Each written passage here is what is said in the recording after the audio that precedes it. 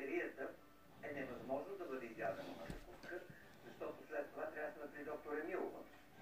Но въпреки това, нещо типично прилича отново на българска кифла по доначина. Или кифла с захар, пак от нашето детство. Само че вижте как е направена като панделка, поръсена с захар, отново бяло тесто, лимонена нишка подсладител, класически круасан с шоколад. За разлика от френските круасани, италианският круасан с шоколад е много по-плъст, но все така вкусен. И последното. Отново хляб.